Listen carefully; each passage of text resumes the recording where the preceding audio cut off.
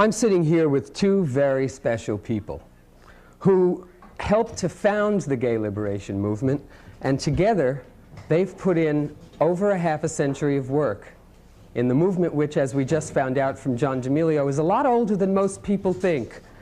Barbara Gittings is the coordinator of the Gay Task Force for the American Library Association, and she's been active in the gay movement for 25 years. 33 years ago, Harry Hay and a few other people got together and began to form the nucleus of an organization which would eventually become the Mattachine Society, probably the oldest gay activist organization in America in the post-war years.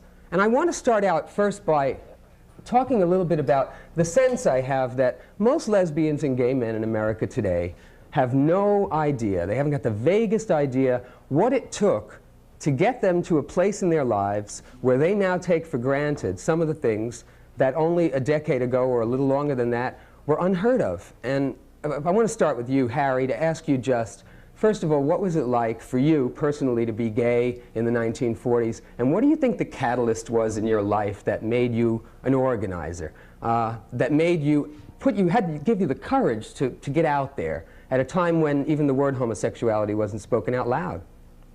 Well, I had been being an organizer almost against my will. I was really an educational director. In the early 30s, I had begun organizing migratory farm workers, for example, in 1933 and 1934. And my whole feeling was that I wanted to be involved with helping people better their lives and find ways and means by which they could become people in their lives. Mm-hmm. And I had been working myself as a migratory worker in the hayfields in the summertime since 1925, 1926. So that in 1932 and 33, when there wasn't any money, when there wasn't any funds, and people had to come together in order to cooperate, in order to survive, I find myself thinking this is what I wanted to do. And always I believed, because I've been believing this, I guess, since I was about 13 or 14, that I would help other people, and someday, when it came time for me to find out who I was and to tell other people how beautiful it was to be what we called then a temperamental man, we didn't have the word gay then, I felt that they would help me. And it wouldn't be until the late 40s, it wouldn't be until just about the time of the war years and just after, that I suddenly began to realize they were not going to help me, and I was going to have to do it on my own. But I also could say to the hetero world, well, thank you very much. I have learned a lot of how to organize and how to reach people. You have taught me what it means to live as an outlaw in your society legally, when I had been an outlaw sexually all my life anyway. So to move from the legal position of outlaw to a position of outlaw sexuality on an open basis was just not that much of a step. I just simply thought, well, now it's time for me to organize my people. We're being thrown out of the State Department. We are probably going to be the new scapegoats in the new police world that seems to be coming up as a result of the Smith Act and the Nixon bill and things like that had passed in 1948 and 49. And I felt, now we are going to be the new scapegoats, and we've got to organize. We've got to find out who we are before we get clobbered. Did you meet a lot of resistance from other gay people? I mean, here you were with an idea, you know, and you went to other gay men and even lesbians and said, we've got to organize. What did they say? Well, you can read in Jonathan Katz what happened in the thing. I got an idea in 1948, and for 2 years I ran around looking for my first recruit. So I ran into organized resistance all over the place, and finally, in the first part of July of 1950, I found a gay man who said, this is exactly the way I feel about it too, let's work on it together. So as everybody knows, the first action that the gay movement, shall we say, took, two of us, was that this is the beginning of the Korean War. We went down onto the gay beach in Los Angeles and got 500 signatures on the Stockholm Peace Petition. That was our first action.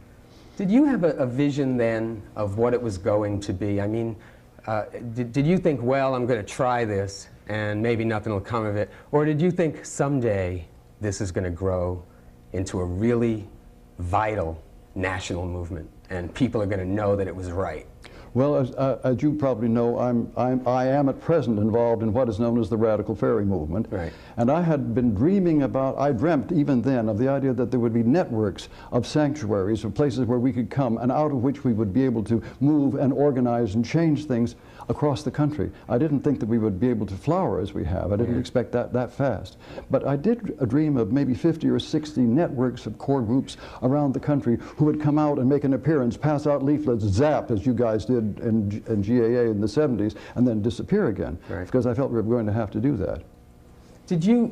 Was there a lot of fear around the very subject? Was it a time in the late 40s and 50s when people were worried that they might be on a list?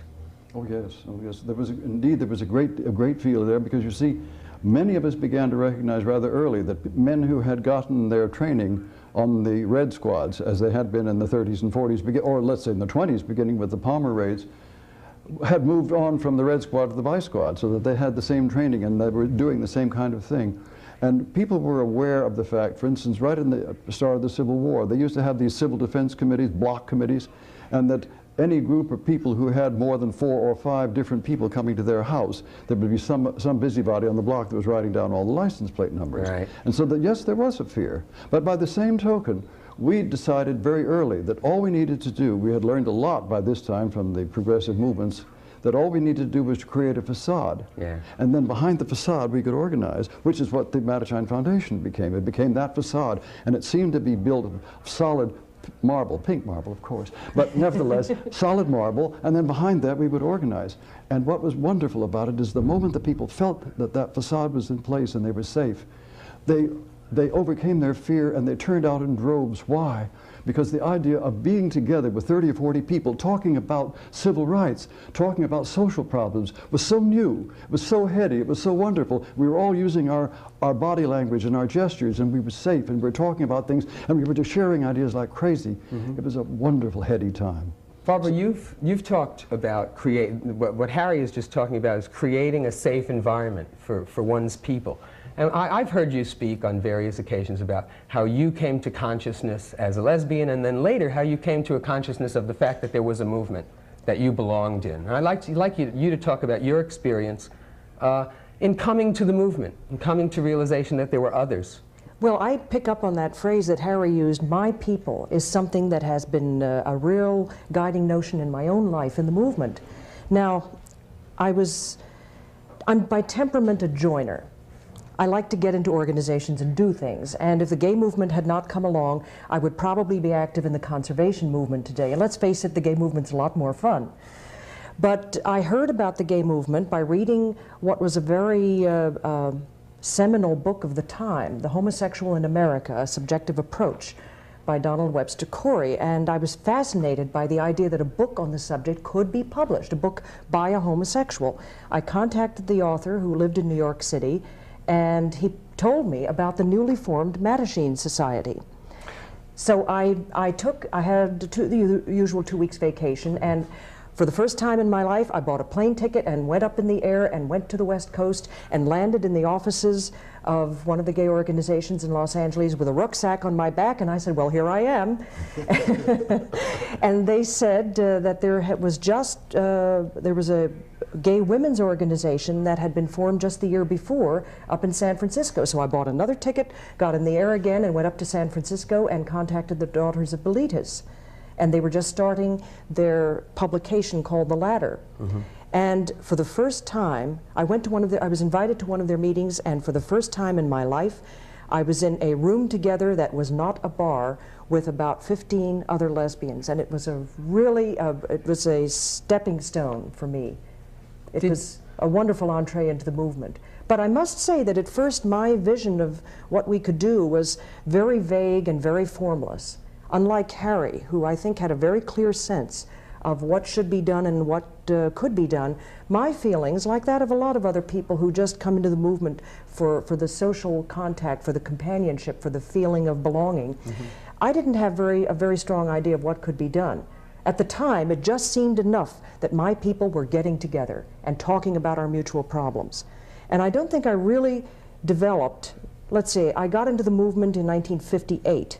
I've been in the movement for 25 years now, and I don't think I really got a strong, coherent philosophy until the beginning of the 1960s, when, as John D'Amelio has pointed out, there was a distinct change in the temper and tempo of our own movement, sparked in large measure by the advances of the Black civil rights movement. Right. And suddenly we began to see that the problem of homosexuality, which is what we were organized around, was not our problem, but society's problem. That gay is good.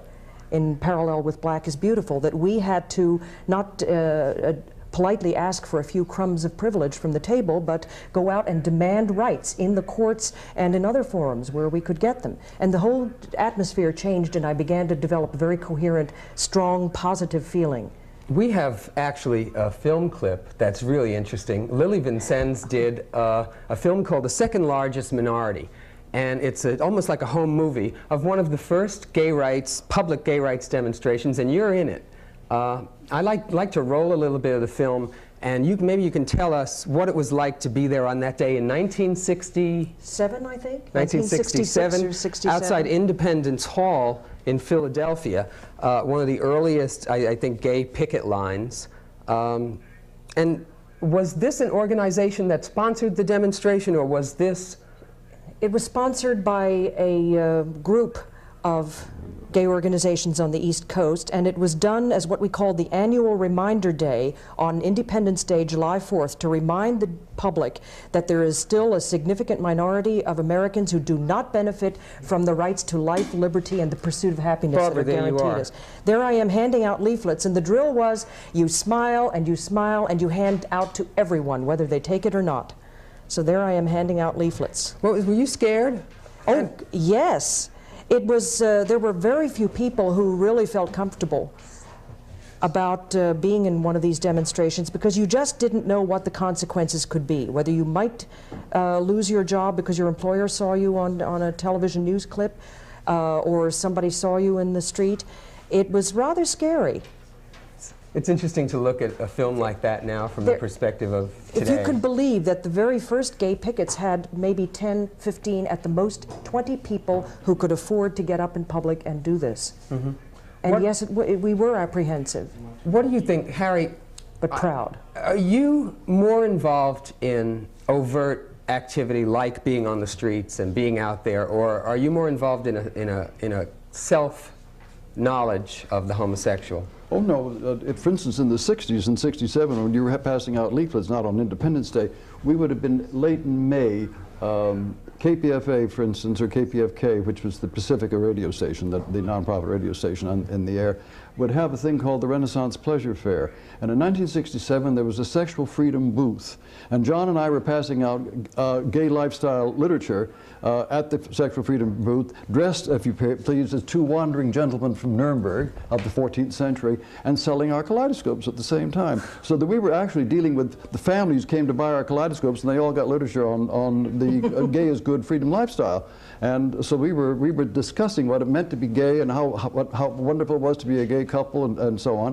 In 1967, at the Freedom Fair, we were probably the only two gays there at the moment, or the open gays. But then we had practice the year before when we went to Forum NACO in San Francisco of spending time on Telegraph Avenue talking about the gay lifestyle to students of about 300 or 400 of them at a time, and on those open cafes that they have along Telegraph Avenue. Right. Having just been, we had participated in a Freedom Day speech rally about the afternoon before and been on a picket line and so on as open gay men.